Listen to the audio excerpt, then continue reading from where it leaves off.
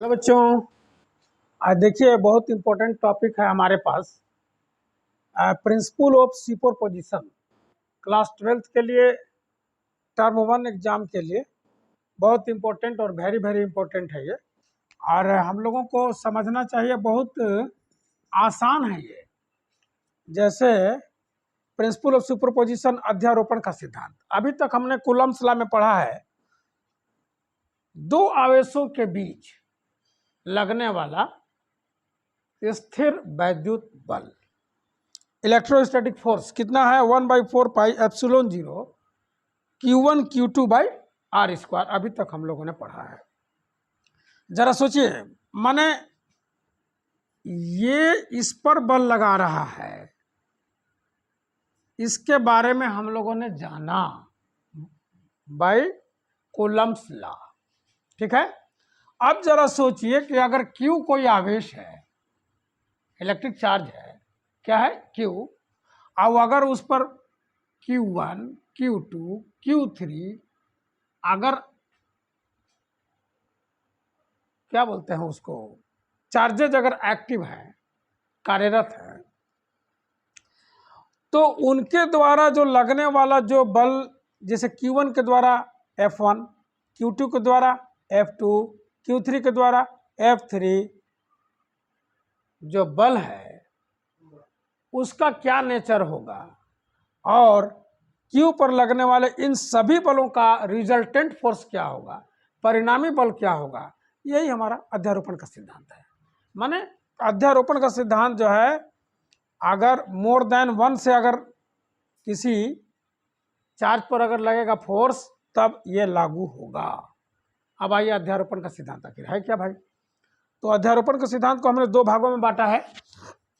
पहला कि दो आवेशों के मध्य लगने वाला वैद्युत बल, दो आवेशों के मध्य लगने वाला वैद्युत बल अन्य आवेशों की उपस्थिति पर निर्भर नहीं करता है, यानी इंडिपेंडेंट होता है, इंडिविजुअली होता है। जैसे Q पर अगर Q1 Q2 Q3 अगर फोर्सेस अगर एक्टिव हैं, बल लग रहे हैं, तो Q1 और Q के बीच लगने वाला जो आवेश बल है वो जो है Q2 और Q2 के बिना प्रभाव के लगता है, यानी इस पर निर्भर नहीं रहता है। उसी प्रकार से Q2 और Q के बीच जो लगने वाला जो इलेक्ट्रिक फोर्सेस है, Q1 और Q3 से इंडिपेंडेंट होता है, स्वतंत्र होता है। उसी प्रकार Q3 और Q के बीच लगने वाला जो बल है, Q1 और Q2 से स्वतंत्र होता है, उस पर निर्भर नहीं करता है। ये हमारा पहला है पॉइंट। दो आवेशों के मध्य लगने वाला वैद्युत बल अन्य आवेशों की उपस्थिति पर निर्भर नहीं करता है। ये पहला पॉइंट है, पहला लॉ है अध्यारोपण का सिद्धांत का। दूसरा क्या बोलता है? कहता है कि किसी एक आवेश पर कई आवेशों के कारण, एक आवेश पर कई आवेशों के कारण लगने वाला कुल वैद्युत बल उन आवेशों के द्वारा लगाए गए सदिश योग के बराबर होता है। क्या कह रहा है कि दूसरा दीजिए। किसी एक आवेश पर कई आवेशों के कारण लगने वाला कुल वैद्युत बल उन आवेशों के द्वारा लगाए गए बलों के सदिशीय योग के बराबर होता है। क्या होता है? किस उसमें है बेटा, उसमें उधर उधर उधर, उसमें है, खाली है, ओने ओने ओने। हाँ। किसी एक आवेश पर कई आवेशों के कारण लगने वाला कुल वैद्युत बल उन आवेशों के द्वारा लगाए गए बलों के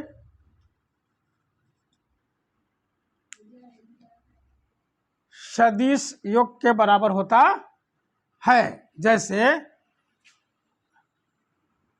Q पर इन तीनों द्वारा जितना भी बल लगेगा, जैसे Q1 के द्वारा F1 बल लगा, Q2 के द्वारा F2 बल लगा, Q3 के द्वारा F3 बल लगा, तो Q पर परिणामी बल का मान क्या होगा? इन तीनों के बलों के सदिशीय योग के बराबर होता है। वेक्टर सम है। क्या होता है? वेक्टर सम होता है।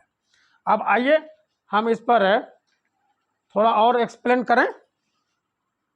अब देखिए आप कि F बराबर क्या हो जाएगा, 1/4 पाई एप्सिलॉन 0, तो सब में है इसलिए मैं इसको कॉमन ले रहा हूँ, तो क्या हो जाएगा Q1/R12 का square, R unit vector plus Q2/R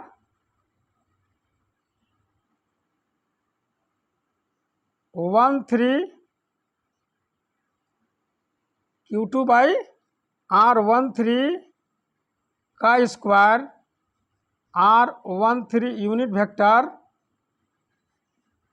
and so on. इस तरह से होगा तो हम लोग इसको कर सकते हैं कि 1/4 पाई एप्सिलॉन 0